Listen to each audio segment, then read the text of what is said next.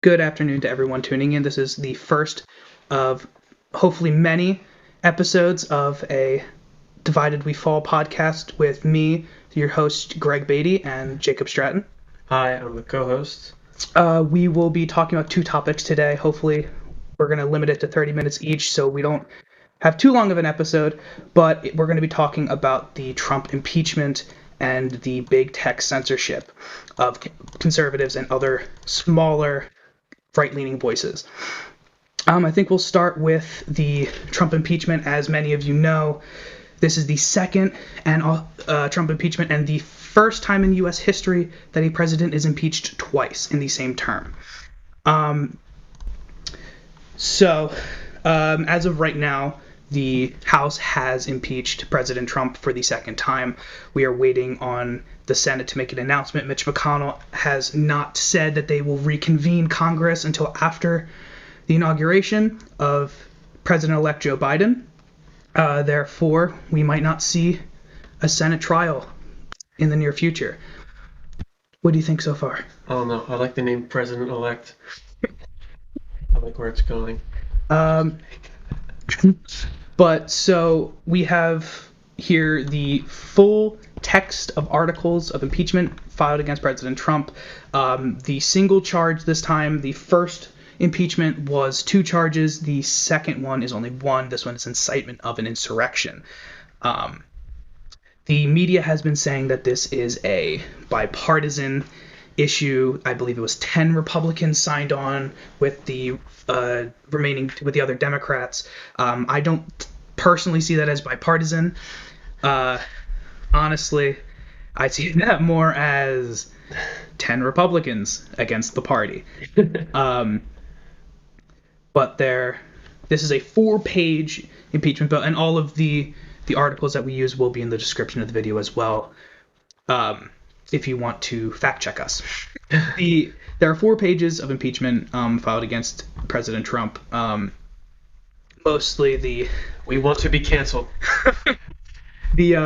Mostly the issues lie with gravely endangering the security of the United States and the institutions of our government. How would he be endangering the United States? So one of the major issues is if you look at a timeline, we'll post the timeline in the description of what was going on during the riots, the protest and then the riot, was President Trump was speaking. President Trump was in the middle of a speech while the Capitol building was being stormed. There was no way, well, not during. He was making a speech, he finished up, he was getting on the plane or wherever he was going and heading back to the White House when the storming of the Capitol building happened. President Trump could not have known about it. So that's why his response was so late. Yeah, and it was like kind of in a weird setting. It wasn't necessarily at his desk. It was just kind of in the courtyard of the White House. He was like, shit, I gotta get this. And it does not help that President-elect Biden, has put out a statement beforehand. He called for unity, and honestly, he should have waited for President Trump to make a statement. If he really wanted to unify the country, he would have waited. Yeah. That's what the people are mad about. They're not necessarily mad about someone they don't want getting elected. Well, that is something they could be upset about. I think they just want a fair ballot. And we've seen multiple times through multiple articles and stuff like that there have been voter fraud, and through many the voting institutions, that some of the machines are not working properly because this is a pandemic and not every state has done mail-in ballots before. To that point, there have been a lot of voting irregularities that have come up. Now, obviously, they have not been enough to possibly overturn the results of November 6th. However, it is still important to know that many on the side of President Trump do not believe that it was a fair and balanced election. They believe this election was tampered with. And on top of that, when Biden says the words duly elected in his speech, calling for unity. That, in my opinion, just riles up President Trump's base even more, because they don't believe they were duly elected. They don't believe that President-elect Joe Biden was a duly elected official. They believe that it was stolen. So him coming out and making a speech beforehand was entirely inappropriate, I believe, on his part. Yes, some may say that he was trying to call for unity, but he is not the figure that should be trying to unify Trump's base back into the fold, because they don't like him. If you don't like somebody, you're not gonna listen to them. It's just that simple. I also think in Trump's response, I think he maybe should have left the election part out of it, where he goes up, we know it was voter fraud, we know it was corrupt. I think he should have just said, like, I agree with the message, like, go home, don't do this. But if he left out the voter fraud part, I think that would be perfect. This is his Twitter video that he posted that eventually got taken down because big tech censorship, which we'll get to later. We will get to that.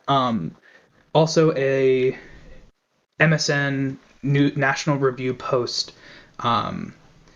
They posted a quote from Rand Paul, a GOP senator from Kentucky. He said Friday that about 1/3 of the Republican voters will probably leave the Republican Party if Republicans vote to impeach President Trump. He believes that that is probably the worst thing that the Republicans can do. If you were watching, he said this on the Ingram Angle, which is a Fox News host, Laura Ingram. On top of that, Sarah Palin, the vice president candidate back in 2004. So a while ago. I believe 2004 was Sarah Palin. She was on Fox News. She was the governor of Alaska as well.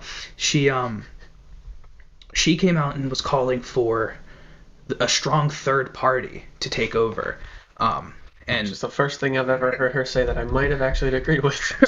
But yeah, she was on Fox News the other day calling for a third party to rise up and unify the country, because as of right now, the country is not unified, and it's not Joe Biden and President Trump are not the people to be unifying this country. I understand that the presidency is supposed to be a unifying symbol, but we have completely turned the presidency into a disgrace and a political it's now politics now. It's no longer about being a leader. It's about playing politics. And shame on the Democrats for completely throwing away impeachment. Impeachment, from here on out, they are setting a dangerous precedent to make it a joke. President Trump has now been impeached twice. The first one was completely, in my opinion, baseless. I followed it. It was baseless. You can't say that he said something naughty on the phone as he deserves to be impeached, when Joe Biden says, well, son of a bitch, he got fired. Joe Biden used his political office to get another political individual from Ukraine removed from office. I believe it was a lawyer. Mm-hmm. Removed from office. Because there was some sketchy things happening with his son. But we're going to impeach President Trump over saying something that could possibly be quid pro quo. Yeah. Back to Sarah Palin. I don't know if we went to the same elementary school, but I remember our 5th grade teacher showing us a video of Sarah Palin saying something about Paul Revere. Instead of doing one lantern by land, 2 by sea, or something like that, she said, if they're coming, Paul Revere was riding on his horse through the streets with shooting muskets. Oh my god. Sarah Palin was definitely an interesting woman. Oh my god. Her and her show where she just did skeet shooting and other things. But there have now been a lot of individuals recently in the era of the Trump campaign and the Trump administration, calling to leave the Republican Party. The Republican Party right now is pretty fractured at the moment, with Trump's base being probably close to 30% to 40% of Republican voters, if not more.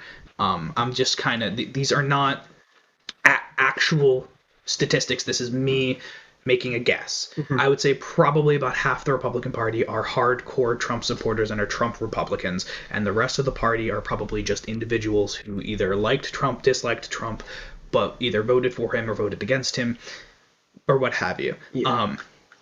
But the Republican Party is currently fractured, whereas the Democrats have been fractured for a very long time. But what they do well is they hold themselves together. They understand that, yes, we don't always agree, because they have socialists like AOC, Bernie Sanders, and stuff like that. They have the elitists like Nancy Pelosi and Chuck Schumer. They have Joe Biden, the crazy Uncle Joe. Oh, so intelligent. Crazy Uncle Joe. Crazy Uncle Joe, give us your wisdom, children. They have many subcategories of the Democrats, but they hold together well. The Republicans are very fractured. They don't want to work together. And I think part of the problem is a lot of everyday Republicans are leaving the Republican Party, or are mad at the elite of the Republican Party, because they're kind of cowards. Mitch McConnell's a coward. I know that I've talked to a couple of my friends who are conservative and a Republican, and they're like, no, I'm afraid to post anything on social media that doesn't even have to be political, because I know, because majority of kids in high school are the liberal Democrats, and you can tell because they post a lot. They posted a lot during the election, like vote for Biden, vote for Kamala, that kind of stuff. And these kids that I talk to, they're like, no, I'm scared to do anything, say anything, because I will get yelled at. So there's definitely an oppression problem happening with the Conservative Party. But that's also another problem, that the Conservative Party is just not helping itself. Yeah, like the Republicans and conservatives are very, very good at hating themselves. Angsty teens. That's what. I personally am in a lot of libertarian Facebook groups, Instagram pages, and things like that, and the comment section is just everyone fighting each other. We're all conservative, we all agree, but we all argue the same points. But yeah, it's kind of crazy. And on top of this, and circling over to our next topic of censorship, and not just censorship of the president, but censorship of also conservative voices, it seems to me to be a dangerous precedent. And even the CEO of Twitter has came out and said that it's a very dangerous precedent, to ban the president of the United States from social media. Now, there are many who have been saying that Facebook is not a right. They're saying Twitter is not a right. Snapchat's not a right. However, then you have individuals like Justice Clarence Thomas of the United States Federal Supreme Court saying that Section 230, which is a law that protects social media platforms from being sued, is too broad. And and Justice Clarence Thomas has been on the bench for close to 2 decades. He was appointed by President George W. Bush. So he's been on for quite some time. Good old George W. I believe that's correct. Let me just... Going back to the parties being divided, if you talk to the older generations, like our parents or maybe grandparents, people are older than that, they say they've seen the parties just every year, now closer to our day and age, almost every couple months, the parties just get further and further and further apart, that there's almost no way of unification in any particular way. And then who was it that came up and said that we need a unifying party? Was it said That was Sarah Palin. Sarah Palin, yes. And you think like, yeah, that might work, but are we too far deep in our own ideals that we cannot even look the other way? Just to clarify, in case anybody who's watching this is like, he was wrong. He was wrong. Clarence Thomas was actually appointed by George H.W. Bush in the 1990s. I apologize for that. So he's been on for over 2 decades, on the bench for over 2 decades. But to that point, it is super important now that as Americans we start to realize that politics is not everything. Yeah. Because I have myself I've had friends, hate me. I've been canceled on Facebook. I'm officially canceled on Facebook. They tried to get me kicked out of an organization because of a post I made. And it wasn't even left or right. It was just, I hope that we can come together after the riots. And they were like, this is racist. I was like, if coming together is racist, then I guess I should just leave this planet. I should just leave the planet then. I give up. But yeah, I think we need to start unifying, and part of that is we need to step back from politics. We need to stop just listening to the media and listening to big tech and use our own judgment and our own thought processes. Yeah. Going back to Justice Clarence Thomas, he's saying that it's too broad.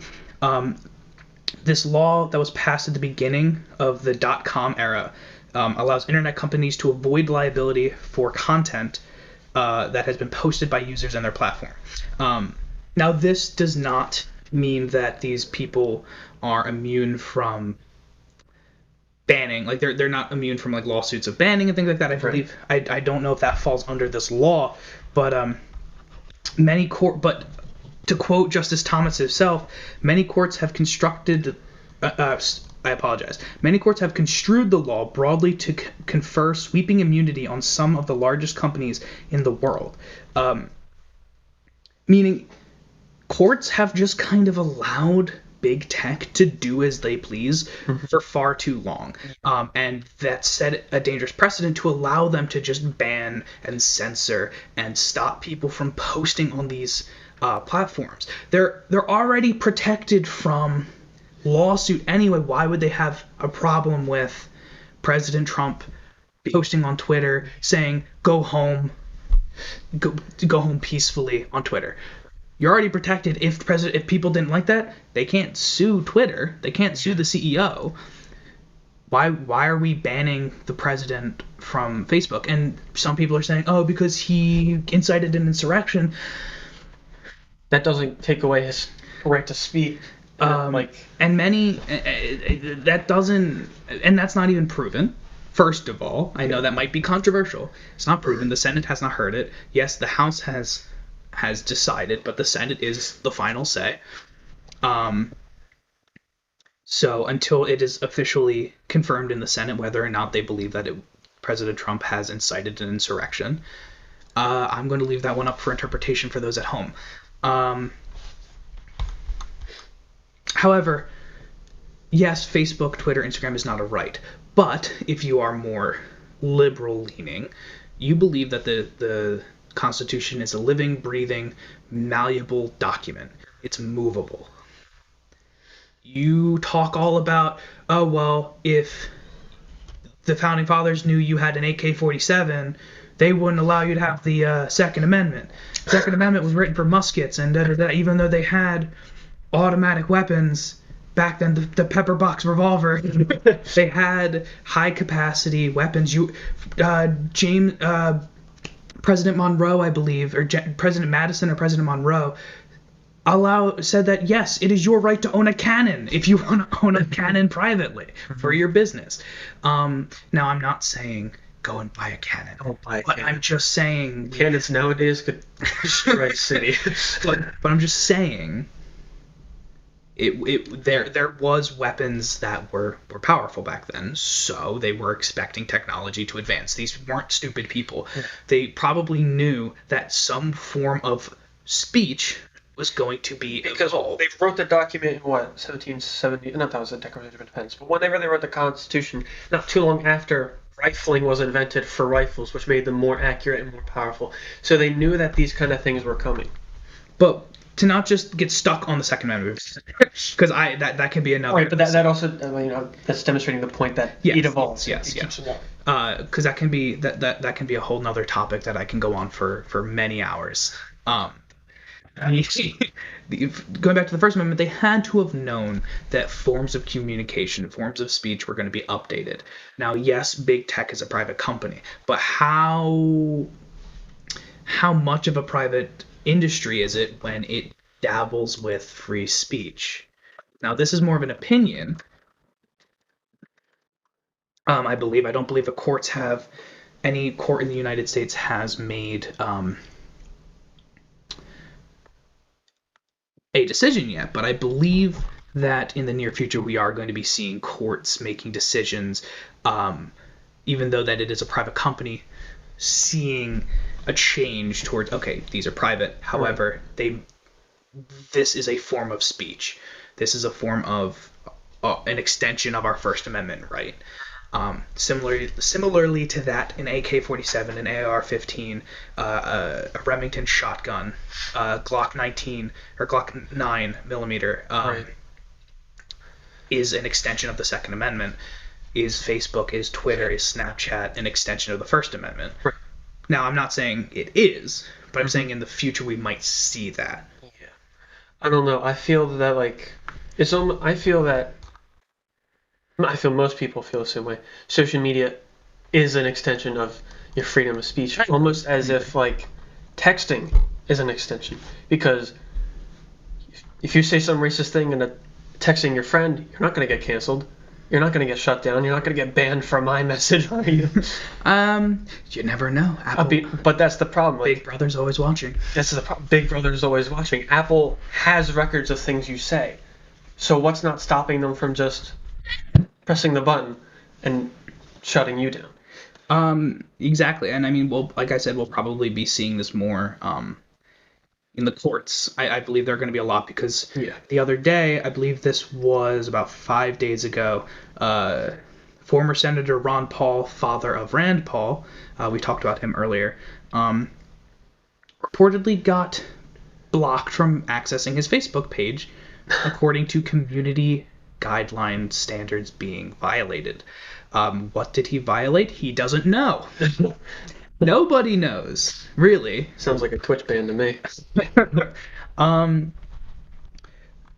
As some might know, but if you don't, Ron Paul, like I said, was a former senator. He is still a public figure. He's still an outspoken conservative and libertarian, and he used his Facebook group to reach out to individuals who were still following like his message. Now, should he have been banned? He was a former senator and things like that. Should he have been blocked for what he said? Because if he doesn't know what he said that got him in so much trouble, right? Yeah. And if Facebook's not allowing to let him know, because I know some of the social media websites are like, you didn't follow the community guidelines. Like, well, what did I do wrong? And they're like, you just didn't follow the community guidelines. Like, oh, thanks. I guess I'm not allowed on this ever again. But yeah, so I mean, as far as I can see, I'm doing some more in-depth looking, and I don't see Facebook any like recent updates saying Facebook gave him a real reason.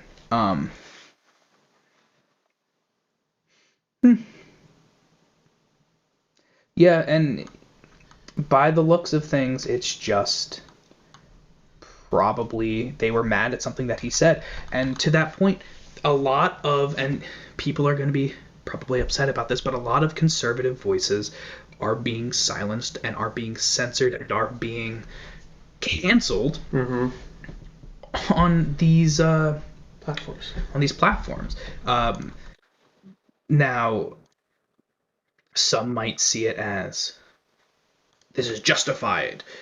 I made a post saying that we need to come together and that politicians need to fear the American populace again. They've gotten too comfortable being, big wigs and acting like an oligarchy, not a democracy anymore, or rather a representative democracy, a representative republic even. They're no longer satisfied with that. I believe wholeheartedly that the elites in our government are now creating an oligarchy, and we're having our republic stolen right out from underneath of us. And I made a post about it, and now they're trying to get me removed from organizations that aren't even related to politics because I made a comment that really wasn't inflammatory. It was just we need to come together and tell politicians no. But I got banned. Ron Paul got banned probably because they didn't like what he had to say on Facebook. And as I'm reading it, they just announced that it's permanent. It's not a temporary ban. Oh, it's a permanent ban. It's a permanent ban. And Ron Paul is calling it unnecessary. You got hit with the hammer pretty hard. And all these big tech corporations are just silencing conservative voices. We have communist Chinese propaganda officials on Facebook still. But we can't have Ron Paul on Facebook.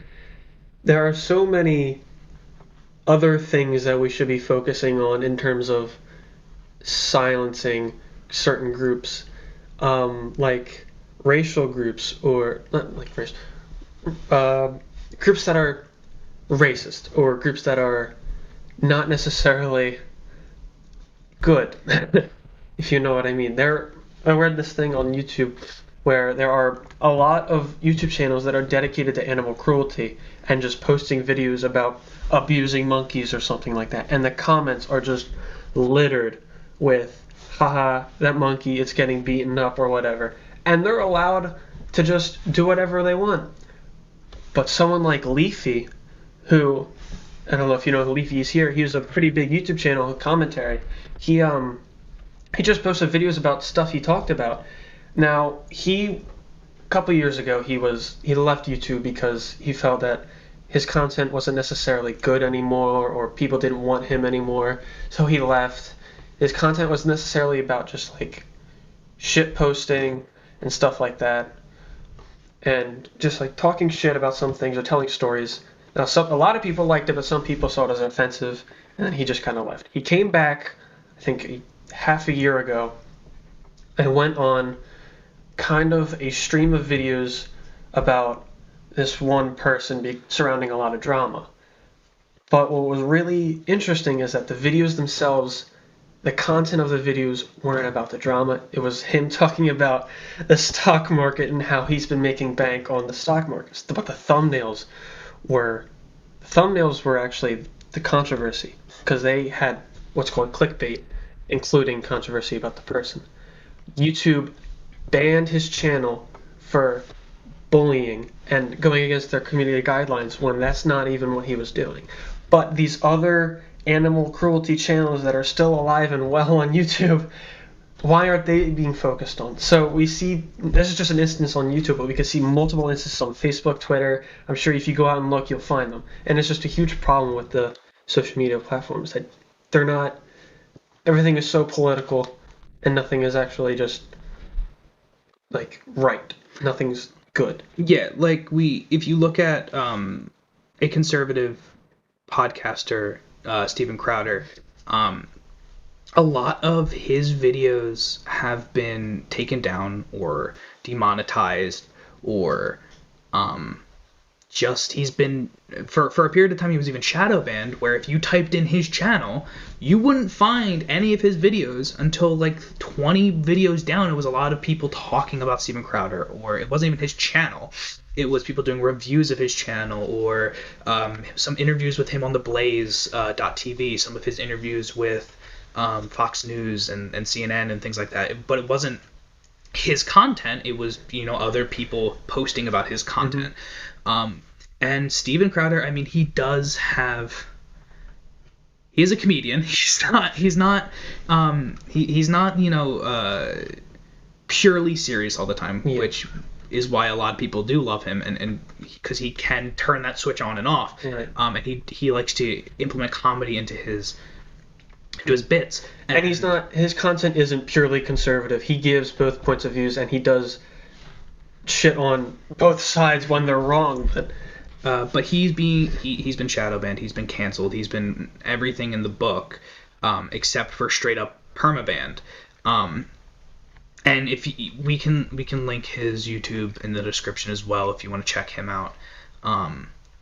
He's got some pretty good videos to check out. Yeah. Keep you up to date. Although he hasn't posted in a while. I wonder what's up. Yeah, he hasn't posted in a week. I believe he probably is taking a break.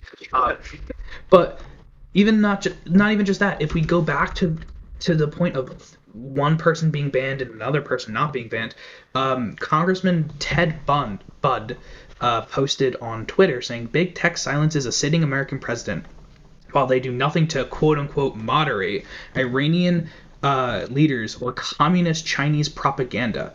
My official Parler account is at Rep Ted Budd." Now, even talking about Parler's being taken down. A lot of tech companies are no longer hosting and sponsoring Parler, and so it's getting removed. It's getting taken down. Now, I don't fully know the reasoning. They're claiming that there was harassment or something, which is why they're taking down Parler from their platforms. But not even just Parler. It's also just small creators. If you're on TikTok, this individual created a song. His name's Topher. He's a rapper. He's called Topher. He made a song called The Patriot. If you haven't heard it, I highly recommend checking it out. It's only like a 2-minute song. It's a very good song. I don't even listen to rap. I personally don't like rap myself, but it is a very good song. But it's been taken. It was like topping the charts on iTunes Music and things like that. He did really well for by posting this video, and he's being taken down off Apple Music and iTunes. And making a song is freedom of speech. And all these things, and they're taking him down. It's not like he didn't do it for the money. He did it for the message. And a lot of people are saying, oh, it fueled the fires of the insurrection and the riots and all this stuff, which is why I take it down. Because there's a line in it that said, "Storm the city gates." So they're saying he helped incite the riots. Oh my gosh. When was this video released? Or the music? When was the music released? The music video released? Not music video. When was the song released? Oh, that's what. Good question. But like it had to have been like a couple weeks ago. Let me double check. But yeah, like it's not like he was saying, "Go out, storm the Capitol building. If you don't, then oh well." Like it was posted 4 weeks ago on YouTube, so I'm assuming about 4 weeks ago on TikTok as well. It started on TikTok, and then he posted it on YouTube as well. And obviously, like I said, it was on iTunes, Apple Music, Spotify, all these things, and it was doing well for itself under not just the rap category, but just top hits. He was doing well for himself. I don't know about you, but I've seen TikTok is probably one of the most fair websites, or not websites, fair internet service providers that I've seen on social media. Is I've seen like liberal or democratic views on TikTok get millions of views, and I've also seen libertarian views get skyrocket to the millions, and I've also seen Republican conservative things get popular. So I think TikTok is like a pretty good social media platform to like get a message out, because everything's so one hit. It's not everything will stay there forever, because you just keep scrolling.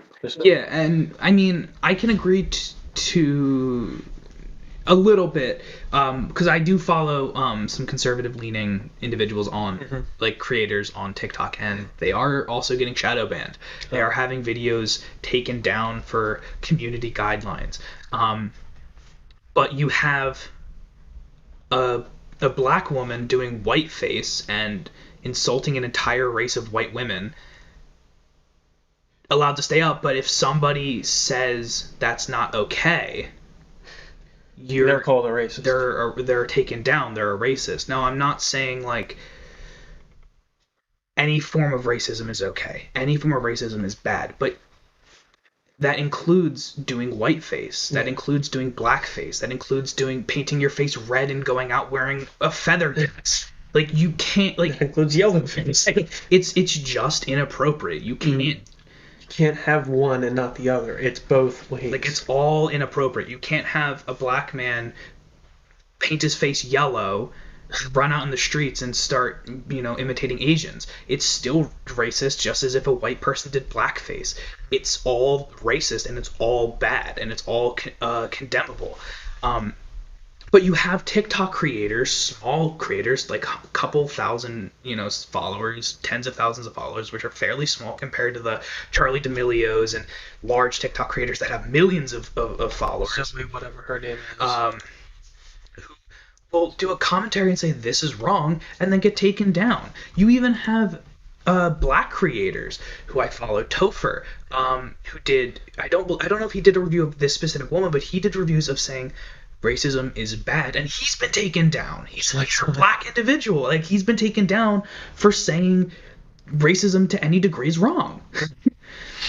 Like, it makes no sense that, and I'm not saying, to cancel liberals. I'm not saying cancel Democrats, cancel liberals. But instead of canceling people who are saying, whiteface is wrong, how about a conversation? Both videos up and let the community decide. Right. But if you're going to say that this person is wrong for commenting on the whiteface, how is that any more wrong than somebody doing whiteface? Right. And like you can go on to like any creator on TikTok, and you can see any conservative creator on TikTok rather, and you'll see some of their videos just disappear. You'll see some of their videos get flagged, and they'll make videos on it. These creators will make videos on it, saying this is my video that got taken down. This is my video that got taken down. But yeah, like and it's also up to you to decide. Some people might not see that as a problem. Some people might see that, canceling and censoring and silencing and taking down of conservative videos is a good thing. And if you think that, you need to open your eyes and start looking at the bigger picture. I'm not saying that I'm not going to call you part of the problem, because if we start throwing that around, then we can't come together. But we need to start opening our eyes as a community and seeing like, okay, maybe just because I don't agree with you, we should cancel you. Right. I may not agree with Rachel Maddow on, I believe it's MSNBC. Yeah. But I don't think that she should be removed from her position as a news anchor. Yeah. Don Lemon or whatever, the Ingram angle. Her. I don't necessarily agree with everything anyone says on these news outlets, but I don't think they should be shut down. They've worked their business. They've worked their way up the rank to get where they are. They deserve a job. They have the right to say what they want. Well, not what they want, but yeah, and like what's appropriate for their job. And like I agree. Like I feel like some people might be like, oh well, you're conservatives. You're gonna like Tucker Carlson. I'm not gonna agree with everything Tucker says. I'm gonna think some of the things that Tucker says is, a little questionable. No, I'm not saying like he's a racist. Yeah, no. He's never said anything like that on Fox News. But he says things that I don't necessarily agree with. I did not agree with his stance when it came to the Iraq wars and Afghanistan wars and things like that. I did not agree with his stance then. I still don't agree with his stance about it. But I'm not saying cancel him for saying it. But cancel everybody. Cancel. Exactly, and we'll get on. We'll probably touch on more of topics of taxes and things like that. But that could even, you can make the same argument for taxes. But we won't get into that now. But yeah, censorship of conservative voices, and really censorship of not just conservative voices, but anybody. Any voice that goes against the political agenda of the platform they're on is not okay. Unless you are straight up on Facebook saying I am a Nazi, then you can almost say anything, and you shouldn't have fear of being canceled. Now, when I say almost anything, of course you can't just be racist to be racist. You can't just hate to hate. You can't be transphobic and homophobic and things like that to hate and put other people down and belittle. Though, not necessarily they should be like, if you're gonna hate to hate, you should be canceled. But let the community let the community decide. And I'm pretty sure today's society will easily say it's not okay. It's not. No. We made a joke. We created this channel. At first, we call it A House Divided, and it immediately got taken down. But it was taken down for copyright. But we made the joke that shit, they know. They found me out. They knew that I was canceled on Facebook, and now I'm canceled on TikTok or on YouTube. No, there's a TV show called House. So it was a copyright issue. But even then, we're I would say we're expecting something to go wrong wherever we post these podcast episodes. Yeah. And if you're tuning in on YouTube or Facebook, we're also going to speaking of, we have a YouTube, we have a Facebook. It's called Divided We Stand. Both are called Divided We Stand. We're gonna start up a TikTok as well. It's called Divided We Stand. Divided We Fall. Divided We Fall. Divided We Fall. I'm thinking of the old one. I'm thinking of the old account that got taken down. It was called A House Divided. That one got taken down.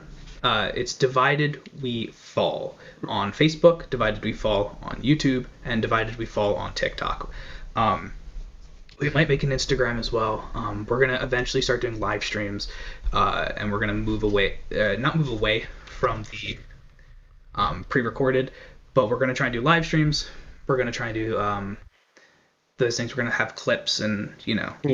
We'll also have guests on the show. Yeah, we'll also all different kinds of people from all different walks of life. We're going to try and be fair. We're going to try and bring in liberal voices, conservative voices, voices who don't really have a lot of information about politics and things like that. And those kind of voices are actually, I think, some of the most important. The people who aren't caught up in politics and just seeing where they lie, see what they understand, see what they don't understand, getting their general opinion.